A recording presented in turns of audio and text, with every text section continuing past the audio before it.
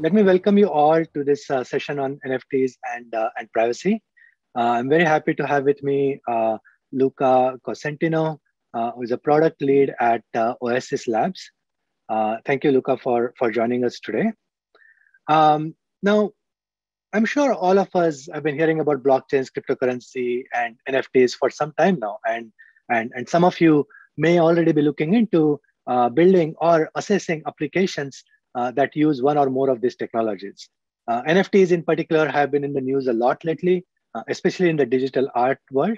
However, there are much more practical and perhaps more mundane use cases that are where blockchains and NFTs can help us solve some really thorny and difficult problems in this world. And that's what we really want to get to at today. So I'm going to begin with a very short overview of blockchains. I suspect most of you are familiar with this. And then I'll ask Luca to discuss NFTs and their emerging use cases in some more detail. And then we will pivot to discussing some of the privacy concerns that we should be aware of when using NFTs or blockchain in general. Okay. Please feel free to drop your questions in the Q&A and we'll try to get to as many of them as we can. Okay. So blockchains are the foundational technology on which cryptocurrencies and now NFTs are built. A blockchain, in a sense, is a shared ledger or a shared database that allows anyone to add a new transaction or a new record to it. This is not unlike a ledger that, say, a bank might maintain. But instead of a single entity controlling the ledger, a blockchain is maintained in a distributed, in a decentralized fashion, where a lot of different entities are sort of controlling what gets added to the blockchain and how it grows. And no single entity fully owns it. Any additions to this ledger, any new transactions that you might want to add, they must follow a set of rules that have been set up in advance and agreed by everyone involved. And as long as those rules are satisfied, anyone can propose to add new transactions or records to the blockchains. For public blockchains, of course, this requires a payment in order to control, to prioritize and control.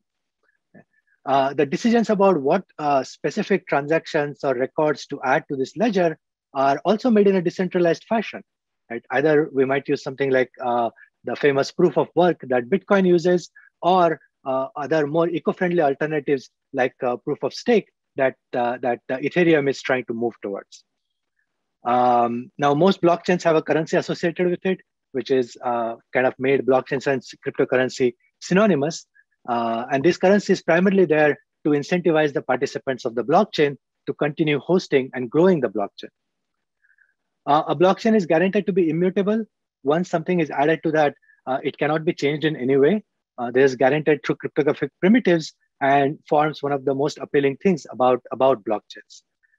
Now, beyond these very basics, there are many variations and different blockchains have taken different decisions on how to address the rest of the issues, right?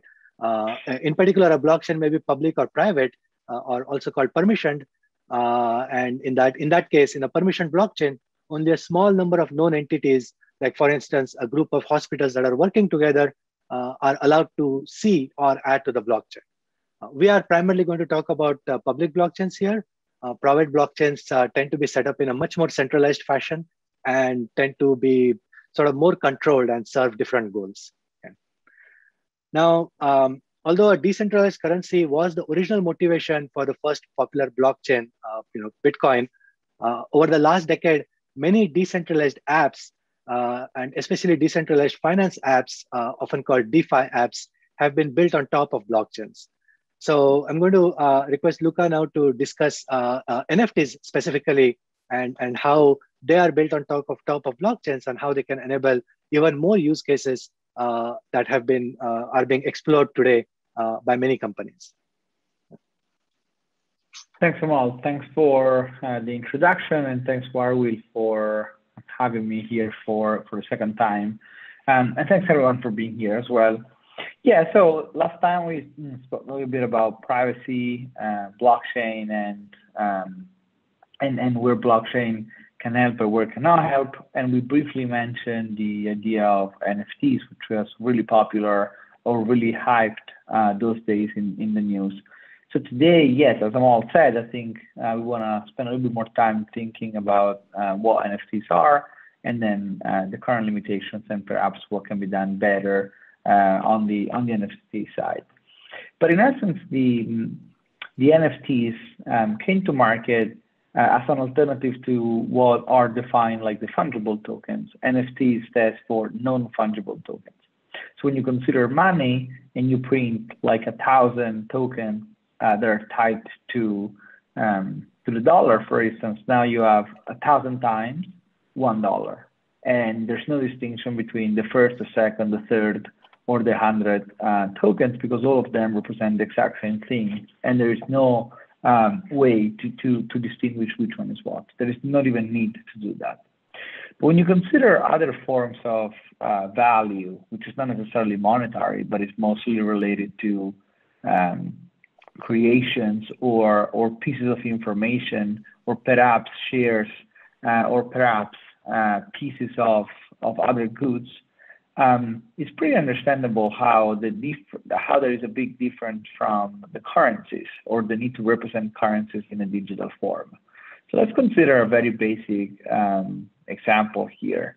Let's consider a piece of digital art, which is like Luca creates a certain piece of art, and now I like digital, which doesn't exist in physical form, in the real world form, and wants to create a token that represents that. And the way to do it is, and then what is called like an NFT, which is this piece of information, this token that contains some data, which proves the authenticity of that creation, proves the ownership of that creation, which is me, and proves maybe like some other information, such as the history, such as the hands that exchanged this NFT in the past, or some other information that could be verified. Now, why this is important or even interesting, and let's say in the context of digital art, just to make it easy, and then we can expand from there. Think about a piece of digital art in the digital context, right? You go on into, like, you access what could be like a marketplace or maybe an online gallery, and you're gonna find this creation, and you wanna buy it for the requested price, which is $1,000. Now, what question comes to mind? Very obviously, like, how can you say if that piece of art is even authentic? How many copies exist of that? Who is the author? How many people like bought and sold the same thing before you're buying it? And most importantly, how can you prove to like other people or the people you want to show your creation to, or the creation that you bought to, that piece is actually authentic? The NFT is meant to do all these things in one token. Technology is able to interpret that NFT, see what NFT is about, and apply some logics depending on what the logics are. Expanding on this definition of NFTs from digital art to simply art, right?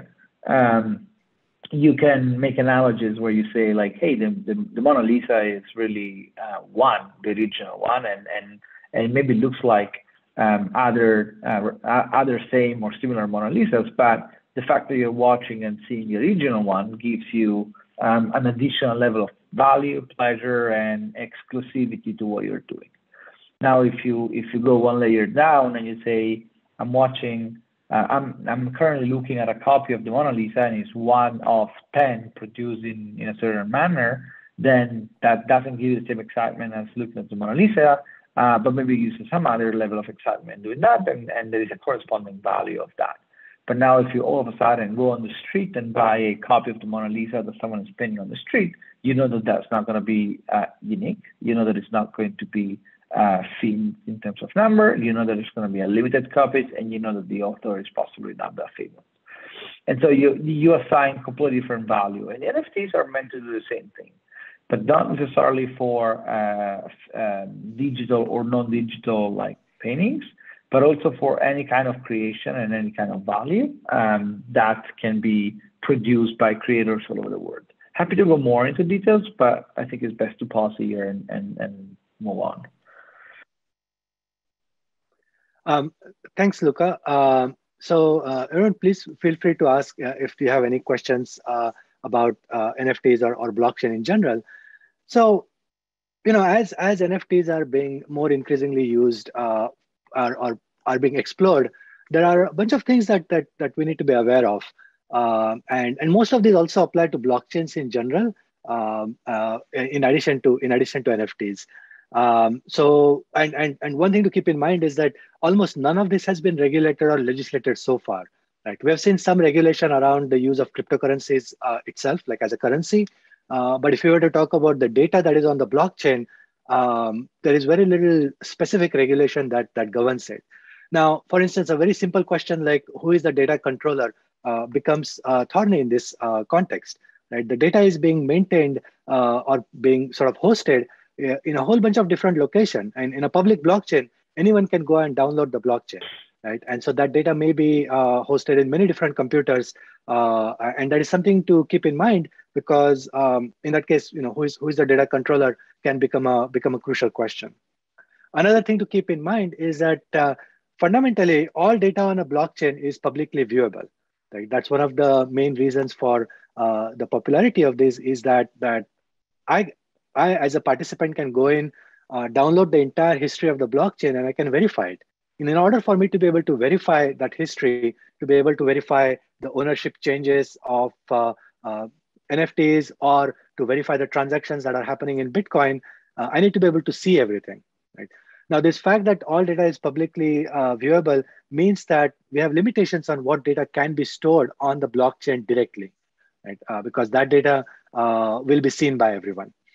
There are solutions for that. One solution is maybe you can encrypt the data before you put it on the blockchain, but encryption that works today may be hackable 20 years from now. And blockchains, in theory, are permanent. Right? As long as someone keeps a copy of it, it can stay around forever. So encryption by itself may not be a full solution to this problem. A second option is what's called off-chain storage, where you don't keep the data on the blockchain, but you keep sort of a pointer to the data on the blockchain. So blockchain only contains it only tells you where the data is located, but the data itself is located somewhere else off the blockchain. Right? But at that point, you lose a bunch of the guarantees around sort of the promise of blockchain about being able to verifiable. Right? This data that is off blockchain is not being controlled by the blockchain. It does not have the same properties of immutability. It does not have the same properties of verifiability that you may be interested in. Right? But in many scenarios, off-chain storage is likely the only viable path forward. And the third thing that I wanted to point out is the challenge with immutability. Right? We are all aware of the right to deletion that is codified in quite a few regulations and will continue to be a part of most regulations. What about the data that is on blockchain? Right? That data is fundamentally immutable. There is no way to change it, right? Without breaking the whole blockchain. Right? Blockchain kind of relies on this sequence of blocks being linked in a way that depends on the actual data that is inside the blockchain. So we cannot really delete something in the past without breaking the whole sequence. So that means that the data that we are storing on the blockchain needs to be treated very carefully, and we need to be aware that that data can never be deleted. Off-chain data does not follow the same rules. So again, understanding where that boundary of on-chain data and the off-chain data is becomes crucial here as you think about the right to deletion. Now, much of the data, the actual transactions, may be covered under some regulations because for legitimate interests or other reasons. But any other additional data that you have inside the blockchain can be subject to the right to deletion. Right? So let me pause here and say, I know Luca has been thinking about quite a few different ways to solve some of these problems. So I don't know if Luca, if you have a few things to say about how we might solve these problems. Yeah, yeah, sure. I think when it comes to data privacy, the way I see it is generally divided into maybe like three categories of let's call them problems. The first category is the like fairness and ownership of the information, which is something you alluded to.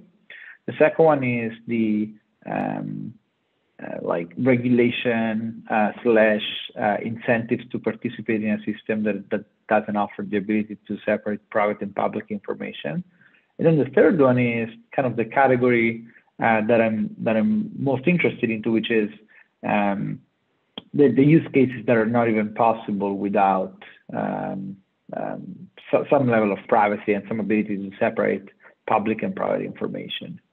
Now, I think the kind of, if we want to jump to like straight to the solution, I think the solution is pretty much the same depending on which use case we are discussing. Sorry, so I said the opposite. I mean, it's the same regardless what kind of use case we are describing. And I think the idea is always the same, right? Like the separation of public and private information by allowing what is called privacy preserving computation, which means that even though the data stays private, the ability to use this data is never compromised. This is the most important fundamental property. I don't know if you want to go more into the technical details, but I think for the sake of this conversation, I think what's important to understand is that people and people in technical roles and in non-technical roles often perceive some trade-off between using the data and revealing the data to third parties, and onboarding a decent level of risk associated to using the data. I think what technology is now showing, especially with the addition of blockchain, is that this trade-off is pretty false, because there is a third way, which is applying certain policies or using the networks to apply certain policies to the data in a way that allows the data to be utilized, even if the data is not actually really revealed to the people or to the CPUs or whatever machines who run the computation on that data. I think that's the most fundamental part. There are some techniques to do that depending on the use case. Some of them are very narrow and specific to yes and no type of questions. Some others are maybe more complicated, but also allow for like broader use cases at scale, which is also like an important thing to keep in mind. I think what's more interesting than the actual technology itself is the role of data and the role of privacy in the context of NFTs. So I don't know, Amal, do we want to talk about that, or we save it for later? Like, what do you want to do? No, I mean, why don't we take a quick sort of look at some of the questions that have come in, and then maybe we can get back to that one. Mm-hmm. So the first question that came in was about NFTs can be used to implement pseudonymization. Right? Are there use cases or precedent for that? Look, I don't know if you have any specific thoughts on that question. To be honest, I'm not sure I fully understand this, but maybe. Yeah, I think I would link question 1 and question 2 together, right? Like the first one is about pseudonymization, as I said, and the second one is about whether ownership of the data of an NFT is actually private. I think those are very similar questions in the context that nothing is public, nothing is private, everything is pseudonymous. What I mean by that is I'm pretty sure Amal uses the blockchain for maybe hold some tokens, but I would never know the wallet address. So if Amal calls me and says, "This is my wallet address," I can go and see the history of the things that he's been doing. But if he doesn't give me that information, I will only be able to see like a list of wallets, which is like a public key, like a string of text. And that will be the pseudonymous part of the blockchain. Now, the trick, just to expand on this for like half a second, is that you probably hear about this question about privacy, pseudonymization in the context of legal or illegal activities on the blockchain. I think the argument against is that, even if you do illicit activities, at some point you will have to take the money out of that system, and at that point somehow that action will be recorded because it will happen via a KYC entity, which is someone who has verified the document, and so there is going to be a connection between that document, that person, and the wallet. And so at that time is when the blockchain is no longer going to be pseudonymous, but this information will be restricted to exchanges and governments. Again, this is out of scope for this conversation, but I think it's important to point out because this trade-off between like public, private, legal or illegal is always going to be a main argument for or against blockchain, depending on the point of view. And then the third question, which I think is an interesting, maybe like sequel to what's next, but I'll let you lead the agenda here. But what use cases are outside of art are you most interested in? I think personally, I love the use case of balance sheet expansion, which is tightly connected to art somehow, but to me it's the most fundamental piece that NFTs will disrupt soon. And what I mean by that is, I'll make an example which is close enough to art, but you probably appreciate how this is not going to be related to digital art that we talked about before. So let's say I'm a musician and I'm streaming my music on Spotify, and I make, I don't know, like 10 million streams per year. I don't know what the number corresponds to, but let's say that I make $100,000 in revenues per year. And this revenue is paid, I guess, bi-weekly by a company that takes the royalties from Spotify and pays me and transfers money to my bank account. Now, what is the issue? The issue is that I don't have a pay stub and I don't have a custom stream or like a given contract that witnesses that future streams of revenue. So I cannot really like go to a bank and say, hey, give me a loan against this future stream of cash, because like that's not the way it works, right? And so what I can do here is I can issue an NFT, and that NFT represents